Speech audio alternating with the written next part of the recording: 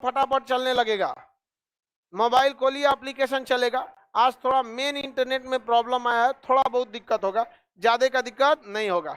Mobile खोलेंगे तुरंत सबको दिखने लगेगा जो हॉल में जिनमें दिक्कत हो रहा है। माइटोकांड्रिया की आंतरिक दीवारें क्या कराएंगे? ये क्या कहलाएगा? क्रिस्टल। बताइए इसके अंदर कौन सा साइकिल चलता है? क्रेब्स साइकिल चलता है। कौन चलता है? क्रेब्स। क्रेब्स साइकिल की खोज किसने किया? क्रेब्स ने। किसने किया? क्रेब्स। माइटोकांड्रिया को अल्टमैन, माइटोकांड्रिया को अल्ट, माइटोकांड्रिया को बताइए क्रेब्स साइकिल में कितने एटीपी? ये 38 एटीपी मिलकर एक ग्लूकोज बनाते हैं। क्या बनाएंगे? एक ग्लूकोज। और इसी ग्लूकोज से हमें क्या मिलेगा? ऊर्जा। एक ग्लूकोज से हमें क्या मिलता है? ऊर्जा। कितनी ऊर्जा मिलती है? 4.2 kilo calorie. 4.2 kilo calorie. 4.2 kilo calorie. बताइए 1 ग्राम ग्लूकोज से कितनी ऊर्जा? 4.2 किलो कैलोरी। हमें दिन भर काम करने के लिए कम से कम 2500 कैलोरी चाहिए। कितना चाहिए? 25। कितना चाहिए? 2500। और ये एक ग्लूकोज से कितना मिल गया? 4.2। कितना मिला? 4.2 किलो कैलोरी। याद रहेगा ना दिन भर काम करने के लिए? हाँ 2500 कैलोरी। अगर आप 4 को खजूर खा लेते हैं ना, 4 खजूर, खजूर समझते हैं? छुआड़ा नहीं, देखो छुआड़ा कह रहा है गधा। खजूर 4 खजूर खा जाएंगे। ईरान से आता है, ईरान से पेट्रोल आता है, कुछ खा जाएगी सब से, आग लग जाएगा फिर कहेगी सब खजूर खाए थे। चलो ध्यान से समझो। रेगिस्तानी क्षेत्र में खजूर ज्यादा होता है, रेगिस्तानी क्षेत्र में खजूर ज्यादा होता है। तो खजूर 4 खा लेंगे, दिन भर का एनर्जी दे देगा आपको। खजूर में बहुत ज्यादा एनर्जी होता है, ग्लूकोज ज्यादा दे देता है। अभी नहीं कि कोनो शुगर के मरीज को खजूर खिला दीजिए, ओकरा कुल होकर हालत खराब हो जाएगा। यहाँ पर आगे बढ़े तो माइटोकांड्रिया को हम लोग पावर गृह, शक्ति गृह कहते हैं। Power house of body, mitochondria power house of body, power house mitochondria. Mitochondria खोज अल्टमैन, माइटोकांड्रिया को अल्ट किसने किया था? अल्टमैन। ऊर्जा कौन देता है? ऑक्सीजन कहाँ जाता है? माइटो। ऑक्सी श्वसन कौन करता है? Krebs cycle, Krebs cycle mitochondria. याद रहेगा। कोशिका का शक्ति गृह, कोशिका का शक्ति गृह याद है ना? किसी को दिक्कत नहीं ना? पावर हाउस ऑफ बॉडी हम जो पढ़ा रहे हैं, ऊर्जा कहाँ से बनाया है? माइटोकांड्रिया। कौन बनाया है? माइटोकांड्रिया। हम खाना खाते हैं, पच के जाता है, उसमें ऑक्सीजन मिला के ऊर्जा कौन बनाता है? माइटोकांड्रिया। तो माइटोकांड्रिया को हम पावर हाउस कह सकते हैं। अल्टमैन ने खोज किया था। कौन, किसने खोज किया था? अल्टमैन ने खोज किया था। अब ध्यान दीजिए, इस ऊर्जा की जरूरत किसी अन्य अंग को भी हो सकती है, तो उसे ले जाने का काम गोल्जी बॉडी करता है। कौन करता है? कौन करेगा? Golgi body. जैसे हमारे पूरे शरीर में हर जगह कोशिका है कि नहीं है? पूरा शरीर किसका बना हुआ है? कोशिका। किसका बना है? कोशिका जो मर जाती है उसे नेक्रोसिस कहेंगे। क्या कहेंगे? मरी हुई कोशिका को। हमारी नाखून के अगले भाग की कोशिकाएं मर चुकी हैं, अतः इसे काटेंगे तो दर्द नहीं करेगा, और तनी सा पीछे वाला पकड़ा जाएगा ना। समझ में आ गया कि नहीं आ गया? कोई दिक्कत? तो हमारी मरी हुई कोशिका को क्या कहेंगे? नेक्रोसिस। मरी हुई कोशिका को नेक्रोसिस के नाम से जानते हैं। पूरा शरीर में कोशिका है कि नहीं? हर एक कोशिका में माइटोकांड्रिया है कि नहीं है? है?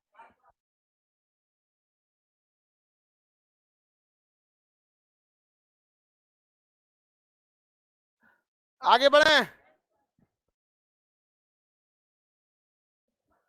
आगे बढ़ते हैं। ऑल नंबर 6 वाले सब लोग का सही है, नहीं है तो भी मोबाइल पे देखेंगे लोग, बस 10-15 मिनट का दिक्कत है। आगे देखिए, हमारी शरीर में मृत कोशिकाएं भी पाई जाती हैं, पाई जाती हैं। हमारे पूरे शरीर में कोशिका है कि नहीं? हर जगह माइटोकांड्रिया, हर जगह ऊर्जा बन रहा है कि नहीं बन रहा है? बताइए हमारे पैरों को ज्यादा ऊर्जा की जरूरत है जीभ को? अरे दिन भर बोल रहे हैं, जीभ को ना ज्यादा जरूरत है। पता चला आदान प्रदान ऊर्जा का होना जरूरी है कि नहीं है? पैर की ऊर्जा कहाँ चलाना चाहिए? जीभ। कहाँ आना चाहिए? जीभ में। एक मजदूर को ज्यादा जरूरत है हाथ पैर में, उसके जीभ में ज्यादा जरूरत है। तो ये एक जगह से दूसरे जगह का ट्रांसपोर्टेशन जरूरी है कि नहीं है? आप बताओ मित्रों, जरूरी है कि नहीं है? तो ये परिवहन करने का काम करता है गोल्जी बॉडी। कौन करेगा? हमारे शरीर की सारी ऊर्जा को कहाँ भेज रहा है? जीभ में। कहाँ भेज रहा है? जीभ में। आई ससुरा ऑटोमेटिक सबसे पहले ऊर्जा भेजता है ब्रेन को। किसे भेजता है? ब्रेन। जिस दिन ब्रेन को ऊर्जा भेजना कम कर देता है उसी दिन आपको चक्कर आना चालू हो जाता है। जिस दिन फास्टिंग उस्टिंग ज्यादा रख देंगे, खाना खाइबे नहीं किए तो ओकरा में ऑक्सीजन मिला के ऊर्जा बनाएगा कैसे? बस ऊर्जा भेजना किसको कम कर देगा? ब्रेन को। ब्रेन को जहां ऊर्जा देना कम करेगा ना, ब्रेन घुसिया जाएगा, छोटा कहीं का, तुम्हारा फास्टिंग रहना है रहो, हमको मतलब नहीं, ऊर्जा भेजना है तो भेजो, नहीं तो हम सो जाएंगे। और जहां ब्रेन गायब होगा ढह जाएंगे। समझ में आ गया कि नहीं? बहुत तेज घुसियाता है ब्रेन। ब्रेन को तनिको खून की कमी होगी, गुस्सा जाएगा, जो हम ना काम करेंगे, जैसे काम करना छोड़ेगा सब गिरेगा, लद लद गिरेगा, एकदम पाकल कोयलासी आम की तरह। समझ में आ गया कि नहीं आ गया? एकदम। तो ब्रेन को ऊर्जा की बहुत ज्यादा जरूरत है। समझ में आ गया कि नहीं आ गया? तो ऊर्जा की जरूरत ज्यादा रहती है किसी को भी। परिवहन का काम कौन करेगा? कौन करता है? ऊर्जा परिवहन। बताए हमारे शरीर से सारी ऊर्जा को किसको दे रहा है? जीभ को। अच्छा, अगर गोल्जी बॉडी नहीं देगा तो जीभ इतनी चुकी है ये, इसकी ऊर्जा आधा घंटा में खत्म हो जाएगी, उसके बाद आदमी बोलिए नहीं पाएगा। गोल्जी बॉडी द्वारा ऊर्जा का आदान प्रदान होता है, 1 घंटा बाद कुल खत्म हो जाएगा। समझ में आ गया कि नहीं? फिर आदमी को खाना खाना पड़ेगा, फिर ऊर्जा बनेगा। तो परिवहन करना जरूरी है कि नहीं है? तो सीखो आप लोग कुछ, जब भी किसी को कुछ घटे तो एक दूसरे का परिवहन करते रहना चाहिए। समझ में आ गया कि नहीं आएगा? हमेशा एक दूसरे का सहयोग करता रहना चाहिए। तो बताइए गोल्जी बॉडी जरूरी है कि नहीं? बहुत जरूरी है ससुरा। हमारा तो हम पढ़ाई नहीं पाते एक बैच के बाद, नहीं समझे, खत्म हो जाता ऊर्जा यहाँ पे, फिर हाथ से पढ़ाना पड़ता। आगे बढ़े। गोल्जी बॉडी बहुत ज्यादा जरूरी है। अब इस अच्छा एक चीज देखिए, कोशिका जो होती है ना सरसों के दाना की तरह होती है, पचक ना जाए इसके लिए जरूरी है। सरसों का दाना तो बहुत बड़ा हो जाता है, गोल होता है लेकिन बहुत छोटा होता है, पचकने से उसको रोकना जरूरी है। तो जहां तहां कोई चीज को पचकने से रोकना है तो पिलर देना पड़ेगा। पिलर देंगे कि नहीं देंगे? तो इसमें एक बड़का साइज का पिलर दे देता है इस तरह से। क्या डाल दिया है? पिलर। ये क्या बना दिया है? पिलर। ये क्या है? पिलर। अब ये पिलर ऐसे जिग जैग बना दिया है पिलर। ये पिलर इसे पचकने से रोकता है। तो कोशिका को पचकने से जो रोकता है उसे कहते हैं एंडोप्लाज्मिक रेटिकुलम। क्या कहेंगे? Endoplasmic reticulum. क्या कहेंगे? Endoplasmic reticulum. तो कोशिका के अंदर कंकाल का काम, एंडोप्लाज्मिक रेटिकुलम। किसी को दिक्कत?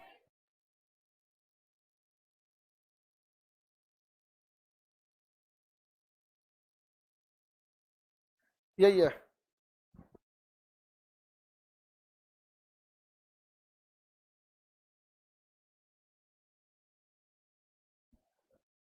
आगे बढ़े बाबू, किसी को कोई दिक्कत नहीं ना? किसी को कोई दिक्कत?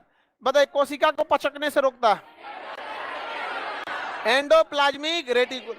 कोशिका का कंकाल एंडोप्लाज्मिक रेटिकुलम। हिंदी में इसका नाम बड़ी उत्पत्तांग है, अंतः प्रदत्त जालिका। समझ में आ गया कि नहीं आ गया?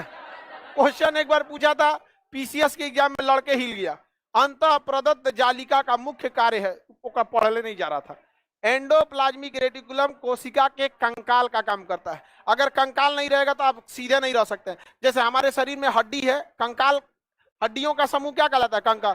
पता चला एक को हड्डी तोड़िए ना पैर में का, सब पता चल जाएगा, सीधा खड़ा रहेंगे कि नहीं, धाए से क्या हो जाएंगे, नीचे गिर जाएंगे। समझ में गया? ये पूरा ऊपर का शरीर और पूरे पैर को केवल एक तो रीढ़ की हड्डी कनेक्ट की हुई है। ये रीढ़ की हड्डी अगर किसी को घुमा के ऐसे तोड़ दीजिएगा ना, बस हो गया काम खत्म, बैठ जाएगा इसे, अब वो कभी नहीं उठ पाएगा। रीढ़ की हड्डी टूट गई तो। समझ में आ रहा है कि कोई दिक्कत है तुमको? आगे बढ़े। तो एंडोप्लाज्मिक रेटिकुलम अच्छा चीज है या नहीं है? कोशिका को पचकने से बचाता है।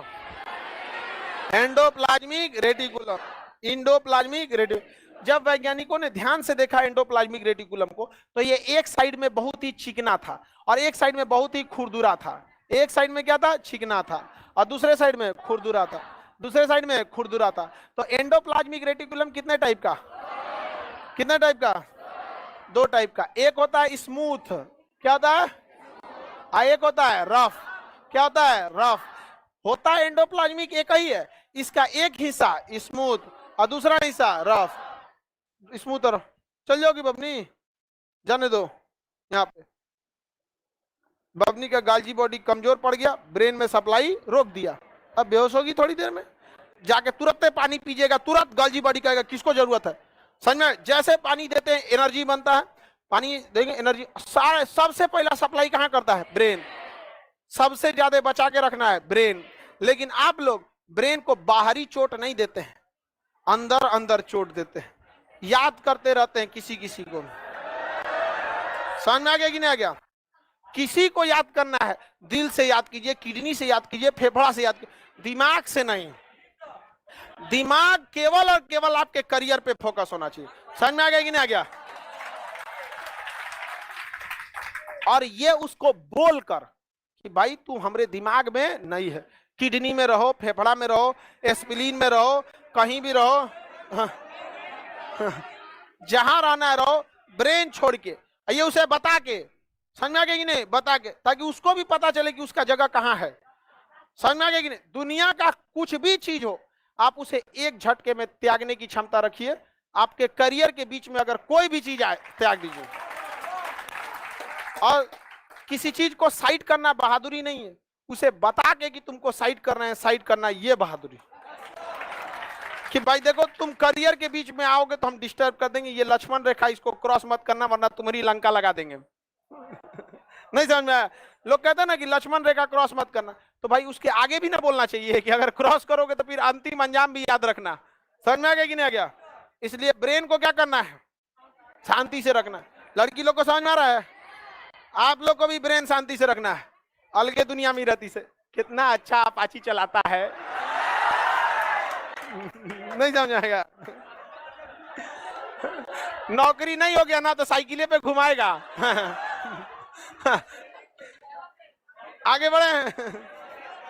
और वो सेकेंड हैंड बड़की साइकिल 26 इंच वाला,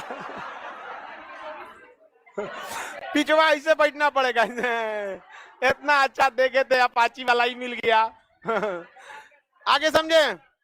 देखिए ध्यान से, स्मूथ एंडोप्लाज्मिक रेटिकुलम के पास वसा होता है। क्या होता है? वसा यानी फैट। क्या होता है? वसा यानी फैट। तभी ना चिकना है। वसा यानी, वसा मतलब समझते हैं घी, तेल, दुनिया का जितना चिपचिपा पदार्थ है सबका सब वसा। क्रीम वसा, साबुन वसा, समझा गया? चिपचिपा शैम्पू, तो सारा चिपचिपा पदार्थ वसा। तो बताइए स्मूथ क्या बनाता है? वसा।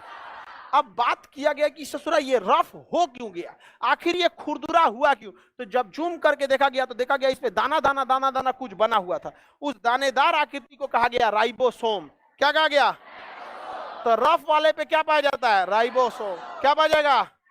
राइबोसोम। और यह राइबोसोम बनाता है प्रोटीन। क्या बनाता है? प्रोटीन। क्या बनाएगा? प्रोटीन। तो बताइए राइबोसोम कहां पाया जाएगा? चली जाइएगा, नहीं जा पाएगी ये। हट जाओ गधा जल्दी से, इधर